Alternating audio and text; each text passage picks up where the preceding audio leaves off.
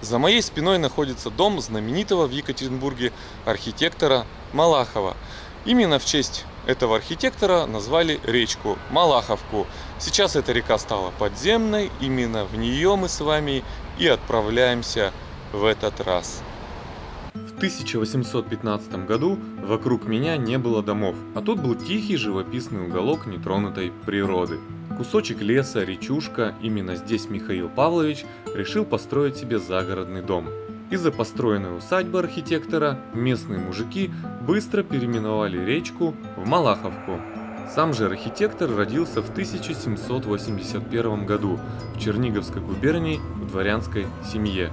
В 1800 году поступил и успешно закончил Академию художеств в Петербурге. Получил чин архитектора 14 класса. В феврале 1815 года был зачислен архитектором в штат Екатеринбургских горных заводов, и жизнь его закрутилась на Урале. Огромен вклад Михаила Павловича в осуществление генерального плана Екатеринбурга. Под его руководством были построены наиболее ценные памятники архитектуры в стиле классицизма. Это и аптека горного ведомства, и собор Александра Невского, и дом купца Пшеничникова, и многие-многие другие здания не только в Екатеринбурге, а по всему Уралу. Скончался Малахов в 1842 году и был похоронен в Екатеринбурге. Город расширялся, строились новые районы, и Малаховка, протекающая практически в центре города, начала мешаться. Было принято решение спрятать ее в коллектор.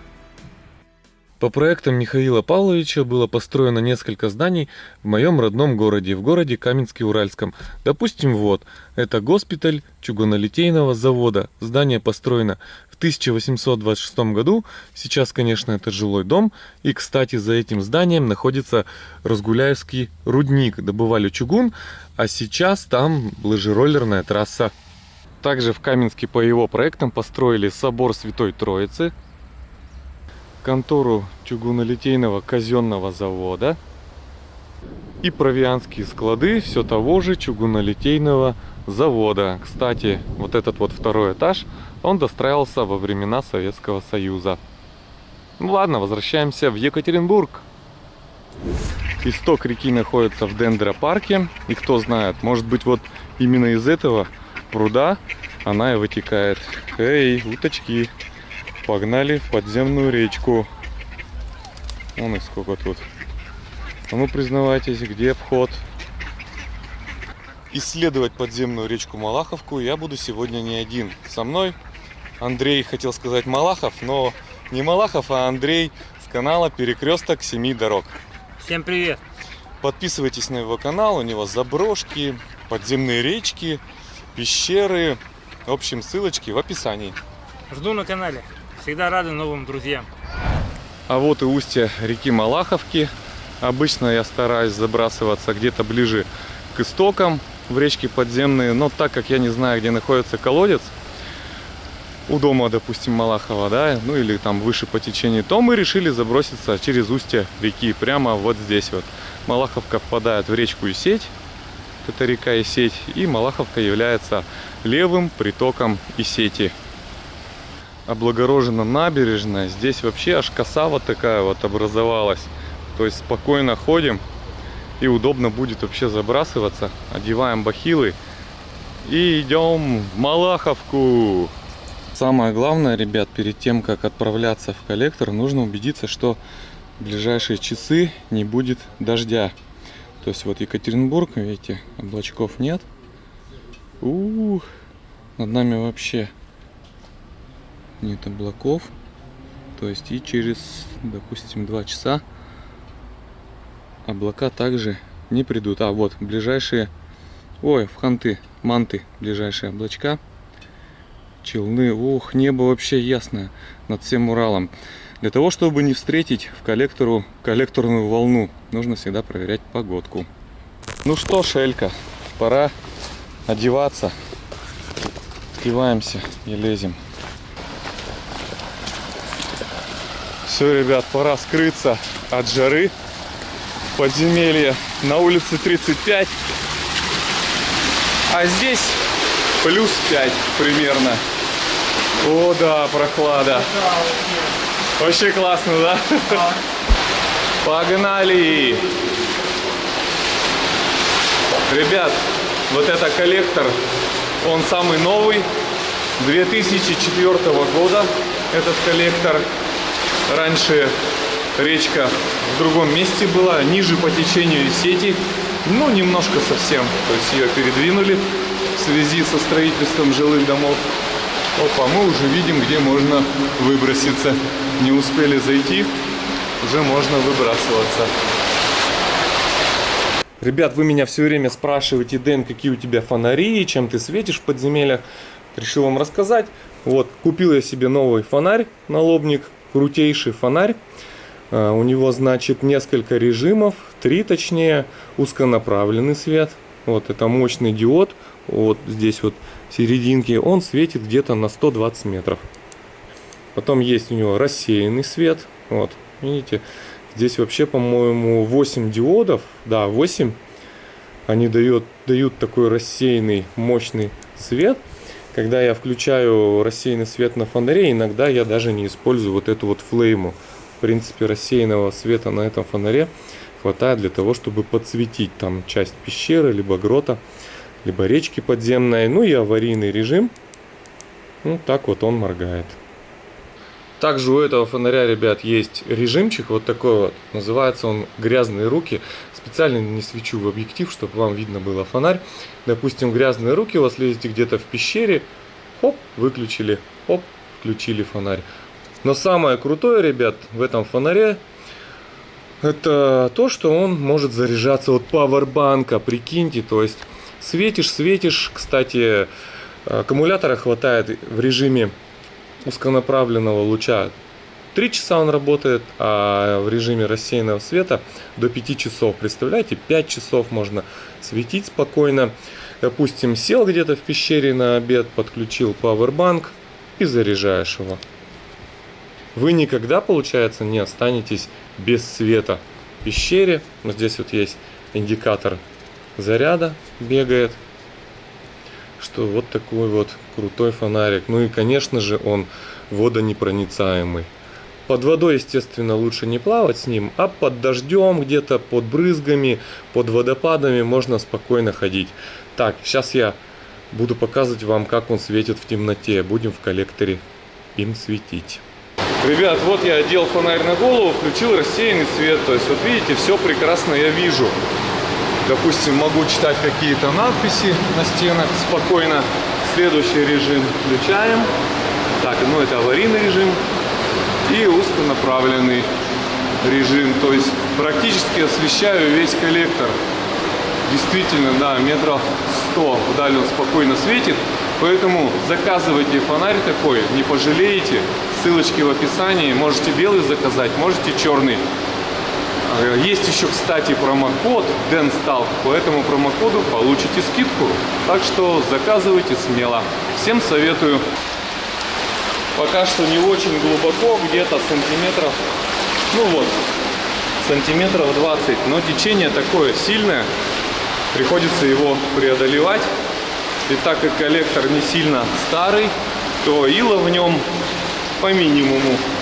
Вот сейчас иду по илу, но его немножко, не то что в Игуменке было, допустим, в Челябинске. Там ила просто умотаться и прямо тебя засасывает в ил. А это, ребят, лестница, ее сюда притащила коллекторной волной. Она здесь застряла. Вот сколько мусора на нее намотала. В основном это все пакеты. Пакеты, тряпки какие-то. Ну, прошли мы немножко, вон видим устье. Протяженность реки, ребят, 4 километра. Река идет вдоль улицы Куйбышева. Проходит даже под зоопарком, под домом Малахова. И где-то исток ее в дендропарке, как мы уже поняли. Я думаю, что мы сегодня дойдем до зоопарка. Есть такая легенда, ну, по слухам, из этой речки можно выйти в зоопарке. И даже имеется люк в клетку к белому медведю. Но не знаю, правда это или нет. Попробуем сегодня развеять этот миф. Не зря мы посмотрели погоду. Уровень воды, видите, насколько поднимается. Думаю, что это где-то 1,5 метра высота. А весной, я думаю, что коллектор затапливается полностью. По-любому. Так что в дождь, в ливни здесь абсолютно делать нечего. Так, там у нас... Ух ты, мы находимся, послушайте, на хорошей такой глубине, метров, наверное, 8. Там у нас колодец, можем выбраться на поверхность. Очень много вот таких вот врезок. Это врезки от зданий. Допустим, с крыш вода стекает, попадает прямо вот сюда, в коллектор. Ну, ливневки, канализация не должна попадать в эту реку. Но, по идее, не должна. Как она на самом деле, ну, будем проверять.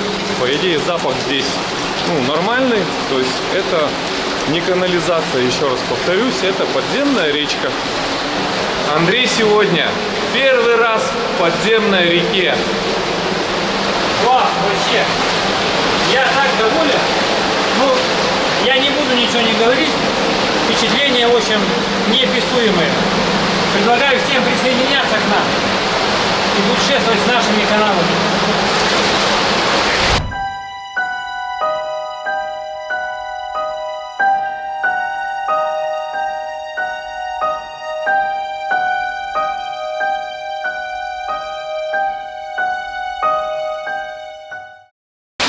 Ну все, новый коллектор 2004 года закончился. И там начинается коллектор 20-50-х годов. Вон за штыри держаться надо.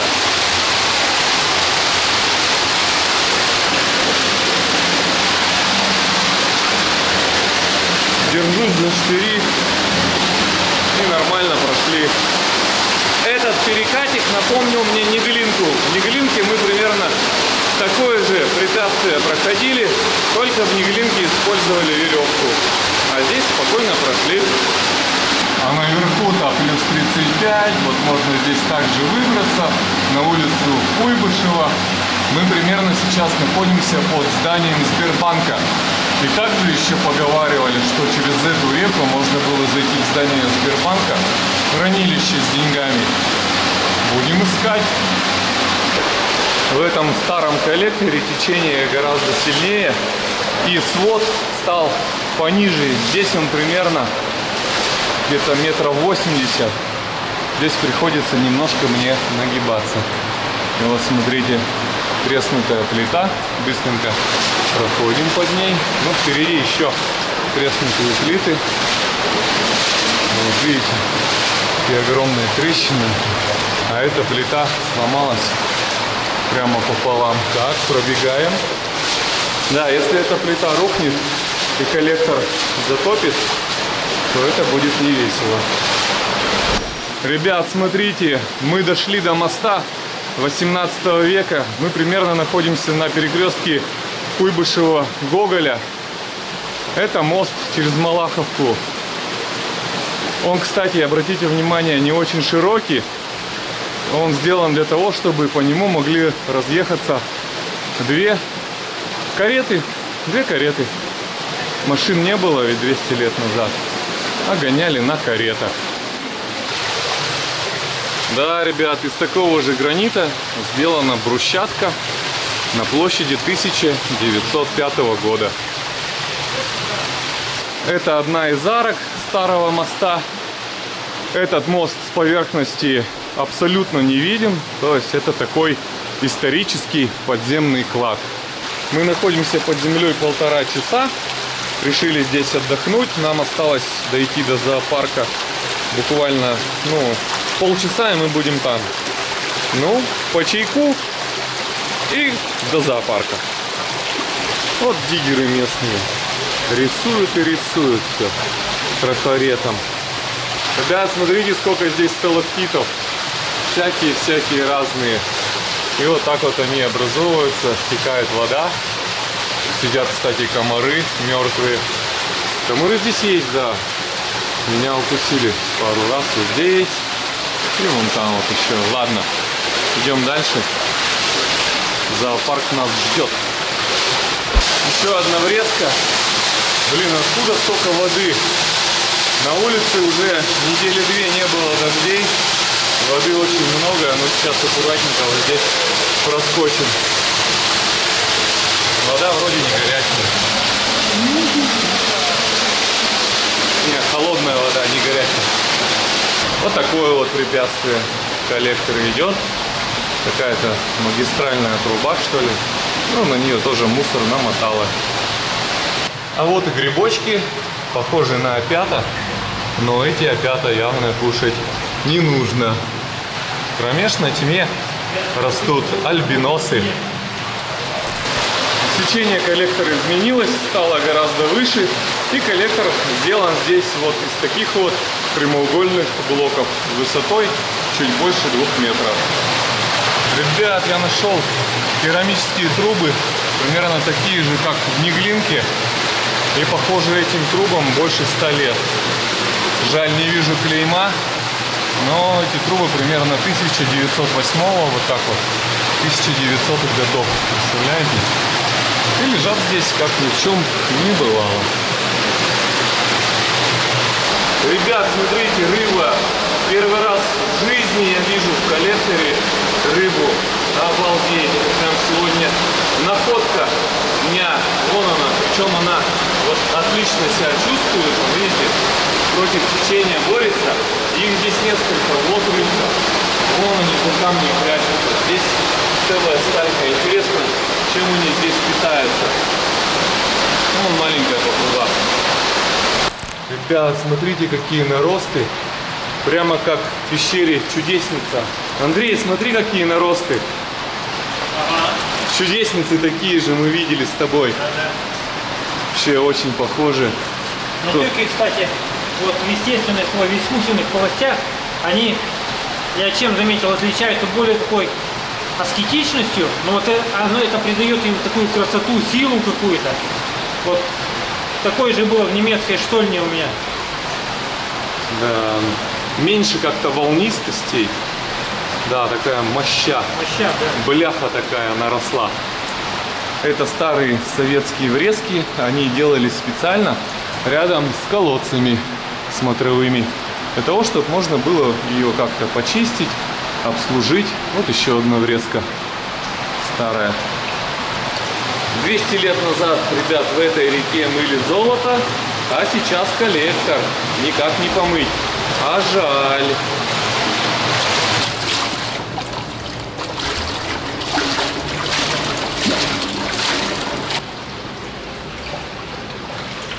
Что-то здесь, ребят, стало глубже. В 50-х годах была холодная война, и поэтому строили коллекторы вот такого большого диаметра, для того, чтобы в случае ядерного удара по Свердловску тогда еще можно было эвакуироваться. В зданиях были бомбоубежища, да и сейчас они, конечно, есть. И из ближайших домов можно было добраться до этой речки через бомбоубежище по отдельным ходам. И таким образом можно было отсиживаться в этой реке, ждать, когда уровень радиации упадет, а можно было покинуть город по этому коллектору. Ребят, по моим подсчетам, мы находимся под зоопарком. Зоопарк строился в 1930 году. До зоопарка на этом месте было болото, ну, также протекала речка Малаховка. И вот, скорее всего, мы как раз находимся под вольером белого медведя. Правда, туда мы, конечно, не сможем выбраться, потому что, вот смотрите, решетки. Да и медведь уже давным-давно умер. Главное, что слон живой. Ребят, все, дальше мы не пойдем, потому что Андрей пошел в болотниках, а не в бахилах, и высоты сапог нам не хватает его. Поэтому мы решили возвращаться. Ну, мы и так уже под землей находимся около 3 часов, но обратно, думаю, добежим за час. Ребят, это была подземная речка Малаховка. В Екатеринбурге, конечно, много других рек, но сходим в них попозже. Спасибо, что смотрели. Ставьте лайки, пишите комментарии. Я на все комментарии отвечаю. Про канал Андрея не забывайте. Все ссылочки в описании. И про фонарик тоже не забывайте. Все, всем удачи и пока-пока. Увидимся!